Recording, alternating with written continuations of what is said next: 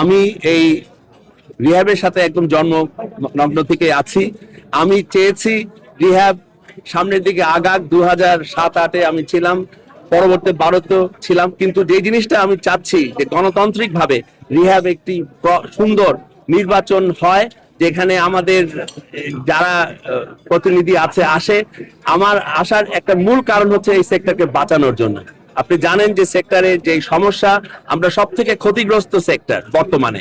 আমাদের এখানে যে জিনিসটা লিঙ্কেজ ইন্ডাস্ট্রিগুলির কথা চিন্তা করেন, এত লক্ষ লক্ষ লোক এখানে কাজ করে, আমাদের গ্রাহকদের কথা চিন্তা করেন, শহর উন্নয়নের কথা চিন্তা করেন, আমাদের সেক্টরে যে সমস্যাগুলি, সেটা যেই অবস্থা হয়েছে এই ফার নিয়ে, ড্যাপ নিয়ে, যেটা নিয়ে আমরা 2022-এর অগাস্ট থেকে যে সমস্যা ফেস করছি, গত 2 বছর যেটা নিয়ে লড়াই করছি, সেটা এখনো সম্পূর্ণ হয়নি।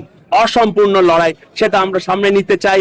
সরকারের সহযোগিতা চাই। এই নতুন সরকার যে এসেছেন, ওনাদের ভিশন সামনে যেটা দেখছি, মনে হয় আমার মনে হয় আমরা সহযোগিতা পাবো সরকারের সাথে কাজ করতে।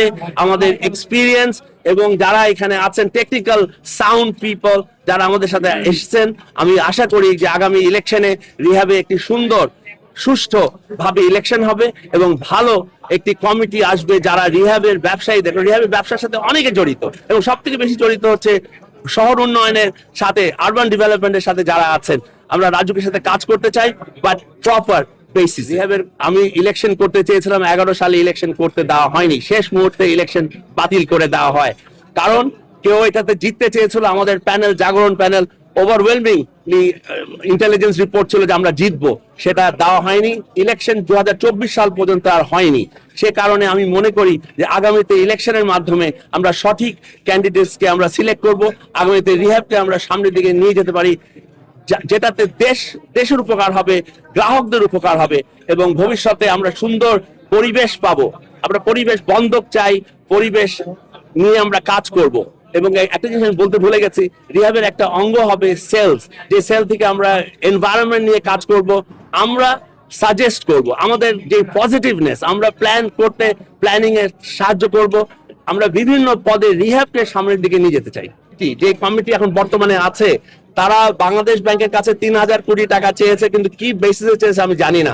আমরা যখন ছিলাম, আমরা একটি মিটিং করেছিলাম, আমরা সেখানে একটি কনফারেন্স করে তৎকালীন গভর্নরের সাথে মিটিং করেছিলাম, সালেউদ্দিন সাহেবের সাথে।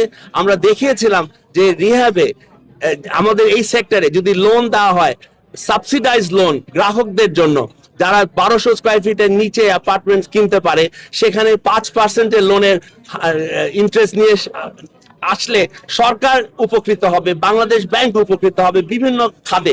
আমরা দেখিয়েছিলাম যে এখান থেকে ট্যাক্সের বেনিফিট আসবে, লিঙ্কেজ ইন্ডাস্ট্রিগুলিতে এক্সাইজ ডিউটি আসবে, রেজিস্ট্রেশন কস্ট থেকে টাকা উঠবে, এবং আরো অনেক ভাবে টাকা যেটা ওনারা সাবসিডাইজ করবে লোনগুলি, সেটা অনেক বেশি সরকার উপকৃত হবে, এবং গৃহায়ণ শিল্পে একটা সাংঘাতিক একটা অগ্রগতি আসবে।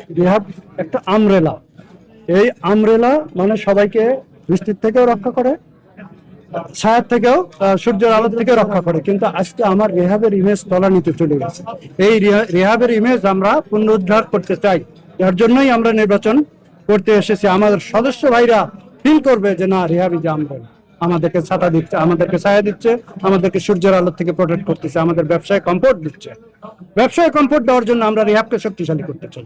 সেই প্রতিজ্ঞা নিয়ে আমরা এখানে আসছি যে আমার ছোট ছোট ভাইরা, আমার যারা ডেভেলপার ভাইরা আছে, আমার যারা গ্রাহক আছে, এই গ্রাহক যাতে বলতে না পারে যে রিয়েল এস্টেট ব্যবসাটা ভালো না, এই ইমেজ থেকে আমরা বের হয়ে আসতে চাই।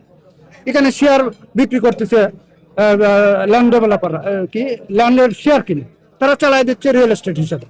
সরকারের উচ্চ লেভেলে আমাদের ভাবমূর্তি ক্ষুণ্ণ হচ্ছে, আমরা এগুলো বন্ধ করতে চাই। 2008-এ আমরা কিন্তু রিয়েল এস্টেট অ্যাক্টটা নিয়ে আসি। রিয়েল এস্টেট অ্যাক্টের একটা মেইন অঙ্গ ছিল যে রিহ্যাব মিডিয়েশন সেল করবে। সেই মিডিয়েশন সেলটা কিন্তু এখন ওইভাবে চলছে না। আর মিডিয়েশন সেল যখন আসে, এটা কিন্তু আরবিট্রেশন না, মিডিয়েশন সেল।